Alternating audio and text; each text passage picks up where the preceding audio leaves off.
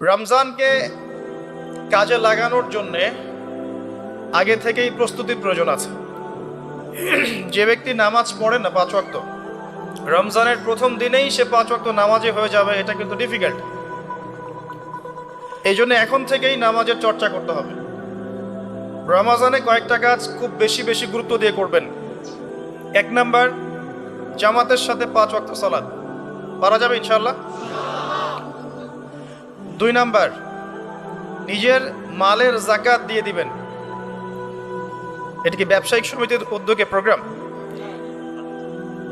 নিজেদের মালের যাকাত হিসাব করে মুফতি সাহেবদের কাছে যাবেন, কওমি উলামায়ে কেরামের কাছে যেতে পারেন, গিয়ে যাকাতের আপনার নিসাব হিসাব করে নেবেন যে আপনার কতটুকু যাকাত এসেছে, এবং এটা দেওয়ার সবচেয়ে উত্তম সময় হচ্ছে রমাদান মাস।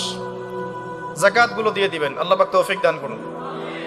সাদাকাতুল ফিতর দিবেন রমজান মাসে।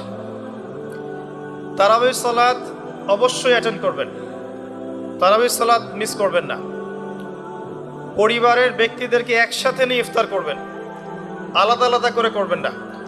বেশি থেকে বেশি মানুষকে ইফতার করাবেন, সামাজিকভাবে, রাষ্ট্রীয়ভাবে, সংগঠনের উদ্যোগে বা ব্যক্তিগত পর্যায়ে বেশি থেকে বেশি মানুষকে ইফতার করাবেন। এবং কোরআনুল কারীমকে বেশি সময় দিবেন। প্রতিদিন অন্তত পক্ষে 1 পারা করে তেলাওয়াত করবেন। যারা হাফেজ কোরআন তারা পুরো কোরআন হিফজ আবার চর্চা করবেন। যারা আরও বড় লেভেলে আছেন কোরআন গবেষণা করবেন। 5 ওয়াক্ত নামাজের পরে একটা করে হাদিস পড়ার চেষ্টা করবেন মসজিদের মধ্যে। আসর থেকে মাগরিব এই সময়টুকুর মধ্যে, আসরের নামাজের পরে মসজিদ ভিত্তিকভাবে দার্সের ব্যবস্থা করবেন, তালিমের ব্যবস্থা করবেন। 30 দিন 30টা আলাদা আলাদা টপিকে কথা হবে, জনগণ জানতে পারবে। পারা যাবে? ব্যবসায় এই মাসে খুব বেশি লাভের চেষ্টা করবেন না, পরকালীন লাভের চেষ্টা করবেন। সিন্ডিকেট করে দ্রব্যমূল্যের দাম বাড়িয়ে দিবেন না। চেষ্টা করবেন মানুষকে আরও সহজ করে দেওয়ার জন্য। যারা খাবারের ব্যবসা করেন, রমজান মাসে বেশি বেশি মানুষকে খাবার খাওয়াবেন, আল্লাহ বরকত দিবে ইনশাআল্লাহ। কাপড়ের ব্যবসা করেন, বেশি থেকে বেশি মানুষকে কাপড় দান করবেন রমজান মাসে।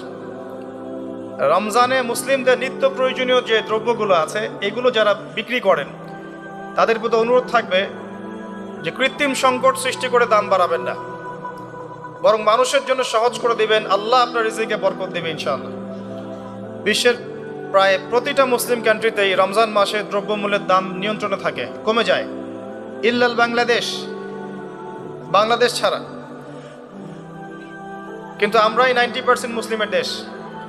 এই মাস লাভের মাস, পরকালীন লাভের মাস, দুনিয়ার লাভের মাস নয়।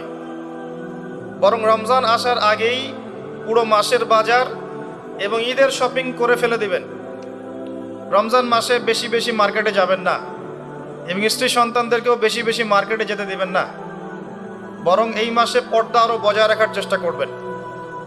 রাস্তার মোড়ে মোড়ে যে হোটেলগুলো থাকে, ঘোমটা হোটেল, এই হোটেলের মালিকদের প্রতি নসিহত থাকবে যে আল্লাহকে ভয় করেন। হোটেলের বাইরে লিখে দিবেন মুসলিমদের জন্য খাওয়া আমার হোটেলে জায়েজ নাই। এটা করবেন, ঘোমটা না দিয়ে ওখানে লিখে দিবেন যে আপনি মুসলিম হয়ে থাকলে আল্লাহকে ভয় করুন, আমার হোটেলে মুসলমানদের জন্য আলাদা করে খাওয়ার কোনো জায়গা নাই রোজা রাখা অবস্থায়। সেলুনে আছেন যারা, সেলুনে লিখে দিবেন রমজান মাসে আমি দাড়ি কাটি না, কমপক্ষে লিখে দিবেন যে আমার দোকানে দাড়ি শেভ করা হয় না।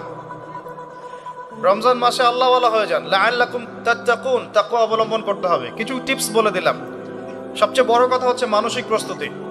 রমজান আসতে যাচ্ছে, একটা মানসিক প্রিপারেশন। এই রমজানের 30টা দিন আমি প্রত্যেকটা দিনকে কাজে লাগাবো। প্রতিটা দিন আমি কোরআনের কিছু অংশ পড়ব, হাদিস কিছু পড়ব, 2টা কথা মানুষকে দাওয়াত দিব, ইফতার করাবো মানুষকে, সাধ্যমতো দান সাদাকা করব, তারাবির সালাতে হাজির হব, কোরআন খতম দিব। এই কাজগুলো করতে কি সরকার বাধা দিবে? প্রশাসন বাধা দিবে? এগুলো আমাদের হাতে আছে। আল্লাহ পাক আমাদের সবাইকে তৌফিক এনায়েত করুন, আমিন।